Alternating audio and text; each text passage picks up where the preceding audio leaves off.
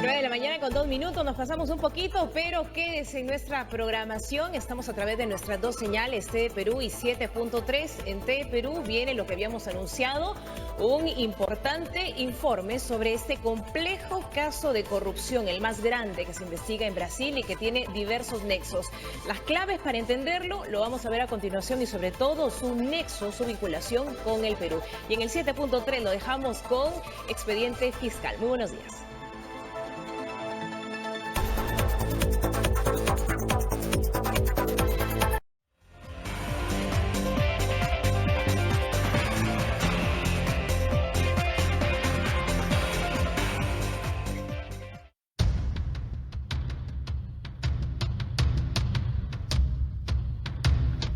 Día a día salen a la luz nuevas pistas y nuevos nombres. Empresarios acaudalados, políticos de amplia trayectoria, autoridades elegidas democráticamente, incluidos expresidentes de la República, podrían ser enviados a prisión por varios años. Mi respuesta es absolutamente no.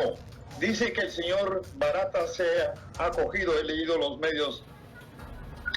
Que diga, por favor, cuándo, cómo y a dónde y en qué, a qué banco me ha dado 20 millones a mí. No le permito. Para que se proceda a la aprehensión efectiva de Alejandro Toledo Manrique en el lugar donde se encuentre.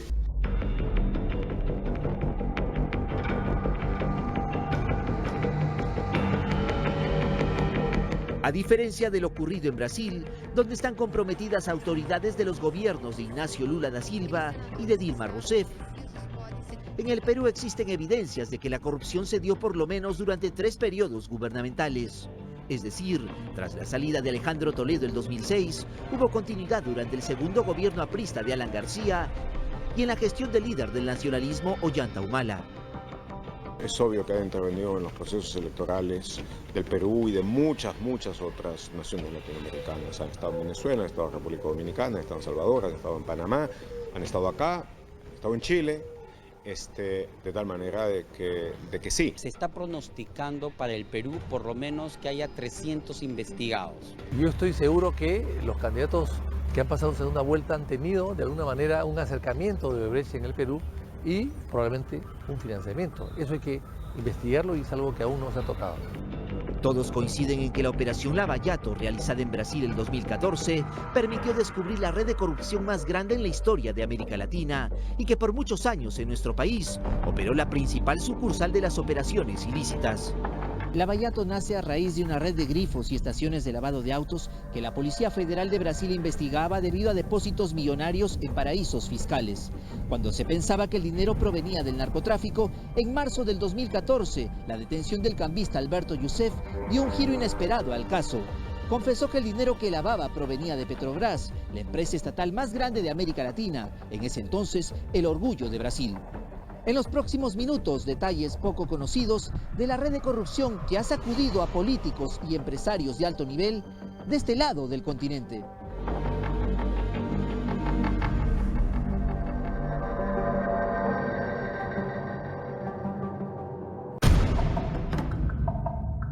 En marzo del 2014, la investigación en contra de las constructoras brasileñas tuvo su punto de partida en el estado de Paraná. El testimonio de Alberto Youssef, uno de los testigos clave e implicado en este caso de lavado de activos, llevó a la detención de Paulo Roberto Costa, exdirector de abastecimiento de Petrobras. Lo revelado por este personaje tras acogerse a la delación premiada sorprendió a todos.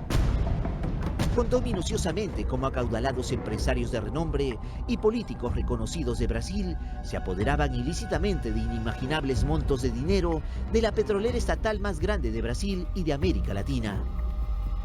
Día a día, semana a semana, los partícipes de esta red de corrupción iban siendo capturados. Cerca de 75 personas, la mayoría de rango medio, aceptaron su responsabilidad y se comprometieron a colaborar con el caso vía la delación premiada. Sin embargo, otro grupo de al menos 25 personas de gran poder de decisión e influencia política en Brasil no tuvo privilegios. Todos fueron enviados a prisión. Los dos presidentes de las cámaras legislativas, el expresidente de la Cámara de Diputados, ese sí está en prisión. El que lo ha sucedido también está en curso en proceso. El presidente de senadores, Renan Calero, el ex jefe del Estado Mayor Presidencial o de la Casa Civil, José Dirceu, otra persona cercanísima a Lula como es Antonio Palocchi, una gran cantidad de senadores, una cantidad mayor de diputados, buena parte de los líderes de los principales partidos políticos y no solo del PT, como dicen acá algunos, un número sumamente importante de capitanes de empresa, entre ellos la persona más rica de Brasil, una de las más ricas del mundo, que recientemente ha sido arrestada, de tal manera de que es una investigación que ha ido a lo más alto. ¿Pero cómo operaba esta red de corrupción? Por decisión del gobierno de Lula da Silva, Petrobras entregaba sus obras solo a constructoras brasileñas. Un total de 25 de estas eran siempre las favorecidas. Tenían ya pactado incrementar el costo de la obra hasta en un 5% para destinarlo al pago de coimas y sobornos.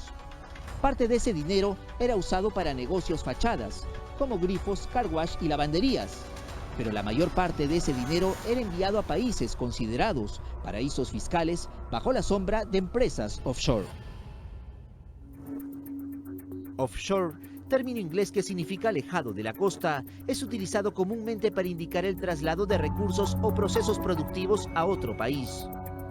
Según lo detectado en las constructoras brasileñas investigadas, decidieron hacerlo en territorios con un sistema bancario atractivo para no residentes, donde además de no cobrar impuestos sobre los depósitos y no exigir la identidad de los depositantes, son sumamente estrictos con el secreto bancario.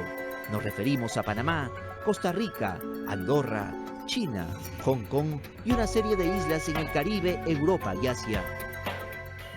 Estamos hablando de muchísimas personas involucradas, no solamente de Odebrecht. Estamos hablando de Petrobras, estamos hablando de los doleiros, estamos hablando de todas estas agencias que han movido cantidades de dinero, generación de banca privada para movilizar este tipo de... ¿Qué cantidad de dinero? 200.000 millones aproximadamente. Es más, tenían una oficina especializada llamada de gerencias estructurales y es ahí, desde esa oficina, correcto, que se generaban muchos sobornos para Latinoamérica, para África y para Europa, ¿no? La creación de oficinas o áreas destinadas para el pago de coimas y sobornos para obtener importantes concesiones en distintos países ha sido comprobado por las autoridades judiciales de Brasil. De ser cierta la versión de que la corrupción de las constructoras brasileñas estuvo presente en obras por un valor de 200.000 millones de dólares y que éstas se sobrevaluaban en un 5%, se puede interpretar que hubo un desfalco de hasta 10.000 millones de dólares. El sistema había sido creado para que cada constructora se enriqueciera, junto al funcionario corrupto. El que siempre perdía era el Estado encargado de pagar la obra. Y lo que está pasando en Colombia, lo que está pasando en Ecuador, en Panamá, en Venezuela, es que se están revisando, en Argentina, se están revisando los contratos de obra pública al milímetro. De las 25 constructoras involucradas en la red de corrupción, Odebrecht habría sido la más favorecida, seguida de Camargo Correa, Andrade Gutiérrez, Queiroz Galbao, OAS y UTC Engenaria. Los ejecutivos más importantes de estas empresas como Marcelo Odebrecht y Ricardo Pessoa se encuentran detenidos. La compleja investigación en Brasil ha tenido altibajos. Uno de ellos, y el que más desconcierto ha generado, es la muerte del juez del Supremo Tribunal Federal de Brasil, Teori Zavascki, cuando la avioneta en que viajaba se estrelló frente a las costas de Río de Janeiro el 19 de enero. El magistrado retornaba de Sao Paulo. Era el encargado de supervisar una gran investigación a políticos de turno por el caso Lava-Jato. Las ramificaciones de esta red de corrupción sorprenden cada vez más. Hace poco la Fiscalía de Colombia aseguró que parte del dinero de Odebrecht recibido como soborno por el ex senador Otto Bula, detenido en enero de este año, habría terminado en la campaña presidencial de Juan Manuel Santos en 2014. Vía un comunicado fiscal, se dio a conocer que el aporte total fue $1 millón entregado en 2 giros. Pero eso no es todo. Hace unos días en Chile, el 7º Juzgado de Garantía de Santiago autorizó el allanamiento a 3 oficinas de la empresa brasileña OAS. Se incautaron registros contables del 2012 al 2015 en el marco de las investigaciones por presuntos delitos tributarios y en medio de una ola de críticas por acusaciones periodísticas que indican que dicha constructora financió la campaña electoral de la actual presidenta Michelle Bachelet. En el Perú es el país con más obras después de Brasil. Es mucho dinero. Entonces, por $1.000, $1.000 millones de dólares, o 2.000 en Colombia o en Chile, dan plata para las campañas. Acá por 16.000 millones no han dado nada, cero, nadie lo cree. Esto todavía tiene para rato. Si estamos hablando de unos 300 investigados a todo nivel, correcto, estamos hablando que esta investigación nos vamos a estar día a día, por lo menos cerca de 6 meses, para lograr un poco develar todos los escenarios de lucha anticorrupción que está teniendo actualmente la Fiscalía, ¿no? Yo en algún momento mencioné que parecía de que la Fiscalía estaba entrenando como para una competencia internacional de Tai Chi judicial, ¿no es cierto? Así, moverse muy lentamente. Pero esto tiene que hacerse de nuevo con energía y tiene que hacerse con más números, porque, digamos, aunque me deja Milton Castro, estuviera Sherlock Holmes en la Fiscalía en este momento, no tiene la capacidad humana como para poder llegar con la debida rapidez y manteniendo todas las formalidades indispensables en una investigación fiscal con rapidez a lo que necesita. Tiene que aumentarse clarísimamente el número de personas que está ahí.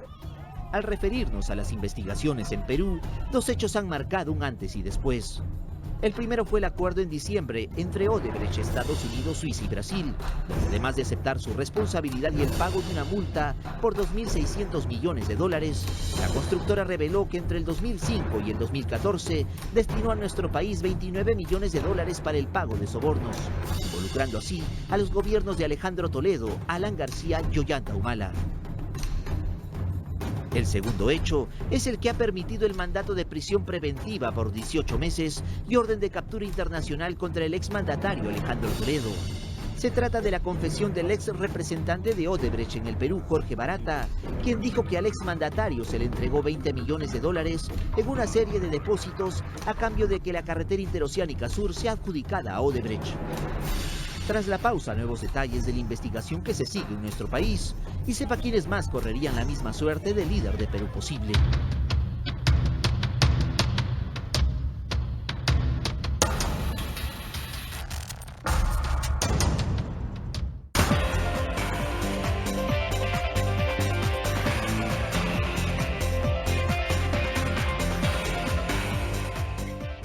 A que se ha dictado prisión preventiva por el plazo de 18 meses contra el investigado Alejandro Toledo Manrique.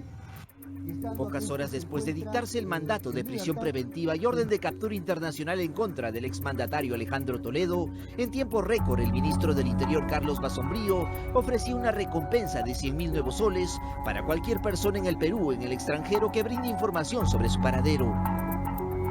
Ya sea por la sed de resultados o la presión política, especialistas indicaron que es un hecho nunca antes visto ante un pedido de prisión preventiva. Sin embargo, para el periodista Gustavo Gorriti, a quien lo recordamos acompañándolo en la marcha de los 4 suyos, el expresidente Toledo merece ser severamente castigado por la justicia peruana. Fuimos algo más que amigos. Fuimos compañeros de lucha por la libertad. Estuvimos hermanados en el peligro. Luchamos exactamente por lo opuesto. Luchamos exactamente para impedir de que volviera a haber un gobierno de cleptócratas mafiosos como los que acabábamos de derrotar. Y ver que aquel que recibió el mandato esperanzado del pueblo haya traicionado de esa manera pensando que iba a estar oculto, realmente merece el doble de castigo. Si bien es cierto, algunos pueden interpretar que se trata de la palabra de Jorge Barata contra la de Alejandro Toledo, el ex procurador anticorrupción Antonio Maldonado recordó que en la figura de la delación premiada, cada testimonio es corroborado antes de ser ventilado. No se trata de un dicho aislado, de una persona que en el camino suelta una información cualquiera, sino que se trata de una información dicha en el marco de una delación, como se dice, premiada, que tiene en nuestro país el carácter de colaboración eficaz y que ha sido, o entendemos que el Ministerio Público ha corroborado de manera rigurosa. Cada parte de la delación premiada tiene que ser probada, corroborada con documentación precisa. Entonces, si se ha dicho de que se le pagó 20 millones en varias cuotas a lo largo de casi 3 años, si no me equivoco, eso ha tenido depósitos. Cada uno de esos depósitos seguramente va a ser enseñado y corroborado. Por 20 millones de coima, hemos permitido que estos señores cuatrupliquen el valor de la obra. Y nadie dice nada porque ya todos están aceitados. A ver, indíquenme ustedes los montos. El primer contrato que se firma en el gobierno de Toledo fue por 800 millones. Pero se dijo de que había un pre-estudio de ingeniería o un expediente técnico. Que no había expediente técnico. Cuando sale el expediente técnico era 1.300. Y después, a la hora que ejecutan la obra, hay 22 adendas que van cambiando todo. Y al final acaba costando 2.000 y pico, pero ahora hemos pedido nosotros las facturas de la obra y llegan a 4.500. El periodista de investigación Gustavo Gorriti dijo que autoridades de Brasil manejan la versión de que Odebrecht tenía la política de guardar documentos y pruebas de todo acto ilícito para su control interno. Todo se encontraría en Suiza en un servidor encriptado, pero pronto se tendrán los accesos y el impacto será mayor de lo esperado. Que Odebrecht tuvo una importante presencia durante todo el régimen de Fujimori. Todo. Ahí hubo más contratos que en los 3 gobiernos siguientes juntos. Quizá no por el mismo valor, pero sí el número. Esta empresa brasileña Odebrecht está presente en el país desde el año 1978 y tuvo particular impacto durante el régimen de Alberto Fujimori. Y eso es lo que está saliendo recién ahora también, con la información a partir de las cuentas suizas y de la investigación que han realizado sobre todo plataformas independientes. Frente a las sospechas de que la corrupción también imperó en el gobierno de Alberto Fujimori, queda aclarar que la investigación está centrada del 2004 en adelante, porque es el periodo en que los testigos clave laboraron para las empresas en cuestión. Sin embargo, con nuevas evidencias podría haber cambios. Sobre el trabajo que viene realizando la Fiscalía peruana, el congresista y miembro de la Comisión Lavallato, Víctor Andrés García Belaúnde, se mostró seguro en que tendrán avances más notorios en este tema. La Fiscalía está abocado en capturar a Toledo y quizás otras cosas más por allí, pero no está tocando todo. Nosotros sí vamos a tocar todo y necesitamos hacerlo porque además es parte de nuestra función y queremos saber cómo se ganan las presidencias en el Perú, porque acá hay presidentes que han ganado con 30.000 votos y 1 millón o 2 millones en una campaña puede hacer la diferencia de esos 30.000 votos. Ante lo que pueda conseguir la Comisión Lavallato, el exprocurador anticorrupción Antonio Maldonado se mostró optimista con los avances que ha tenido el equipo liderado por el fiscal Hamilton Castro. Por su parte, el periodista Gustavo Gorriti dijo que en la comisión congresal será difícil llegar a la objetividad. También hay que tener presente que quienes las integran son personas que pertenecen a partidos, a formaciones que están involucradas dentro de la investigación. Y que es muy importante tener absoluta claridad sobre la imparcialidad o parcialidad que van a tener esas personas en la investigación. Van a actuar como investigadores o como abogados de sus agrupaciones y de sus líderes. Queda claro que aún hay mucho por conocer. Nos referimos a obras como Vía Parque Rímac durante la gestión de Susana Villarán en el municipio de Lima y el posible financiamiento del no a la revocatoria por parte de 2 empresas brasileñas. También una serie de detalles en la adjudicación de la línea 1 y 2 del Metro de Lima y otras obras importantes durante el segundo gobierno de Alan García. Yo voy a poner un ejemplo que me va a parecer rarísimo a todos. El señor presidente Alan García mandó un artículo al Comercio furibundo contra la línea 2 del Metro de Lima porque había ganado con un solo postor. Y había ganado con un solo postor que era COSAPI, asociado con unas empresas italianas con experiencia en construcción, porque las otras 2 postoras se habían retirado. ¿Quiénes eran las otras 2 postoras? Empresas brasileras. Se había retirado Odebrecht, se había retirado OAS. Entonces, el señor presidente de la República mandando un artículo furibundo en Twitter exigiendo al Congreso que intervenga para que no le den la obra a COSAPI es bien raro. Yo lo saludo a nuestro amigo Marcelo Odebrecht, a cuyo padre tuve ocasión de conocer cuando ganamos la primera etapa de Chavimochica allá en 1990. A mediados del 2011, etapa final del segundo gobierno de Alan García, se inaugura este monumento de 37 metros de altura. el Cristo del Pacífico, una réplica del Cristo Redentor de Río de Janeiro. En su momento, Alan García confesó haber donado $37.000, mientras que la constructora brasileña Odebrecht la suma de $833.000. En su momento hubo críticas, sin embargo ahora en las redes sociales ha sido denominado este monumento como el Cristo de lo robado. Incluso algunos están pidiendo que sea devuelto.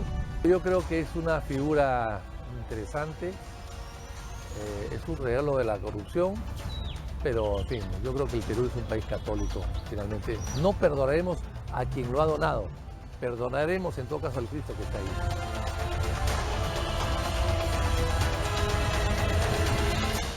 Funcionarios y colaboradores del gobierno de Ollanta Humala no están ajenos a lo que se viene. La Fiscalía peruana está por recibir información importante sobre la ejecución de millonarios proyectos en esa gestión. El tema del gasoducto del sur y el tema de los otros proyectos del gobierno Humala, por un lado, el tema de los financiamientos del partido nacionalista y de las declaraciones con respecto a las maletas, de cómo es que llegaban los dineros desde Brasil, son temas que con los colaboradores eficaces, digamos, se va a ir decantando, se va a ir generando. Este tema de los millones y de cómo maneja en la banca suiza sus familiares del señor Humala, todo esto pues va a permitir un mejor esclarecimiento de los casos. Esclarecer por completo los hechos y lograr la detención de los involucrados en la corrupción no debe ser el único objetivo. Debemos tener de referencia el acuerdo pactado entre Odebrecht, Estados Unidos, Suiza y Brasil, donde la responsable se compromete a reparar el daño económico al país. Hay una primera parte que es la de poder establecer los delitos y los culpables, ¿no es cierto? Los castigos y todo esto. La segunda parte es la devolución del dinero. Los cutreados, los sobornados del gobierno y de otras posiciones deben por supuesto devolver todo lo que se les dio, más los intereses que hayan ganado mientras tanto. Y las compañías, no solamente Odebrecht, sino Camargo Correa, Andrade Gutiérrez, Queiroz Galbao, Galbao Ingeniería, etcétera, deben devolver no solamente lo que pagaron, sino el lucro adicional que tuvieron. Lo que ha ocurrido en los últimos años, lo que viene dándose en toda América Latina y lo que está por venir, ha generado tal atención que ya una productora de cine viene anunciando el estreno de esta increíble historia de corrupción en la pantalla grande. A gente conseguiu tudo, Júlio. Tudo. As contas do Paulo Roberto, as contas da família na Suíça, das empresas da família, tudo. 23 milhões de dólares. Sin alejarse de la realidad, existen elementos para contar una historia fascinante y quizás un final estremecedor. Esperemos que en este último punto haya coincidencia con lo que buscan las autoridades en la actualidad, pues tanto en Brasil, Perú y otros países se está tratando de calmar las aguas, que los responsables paguen por su mal actuar y los países perjudicados logren recuperar sus recursos.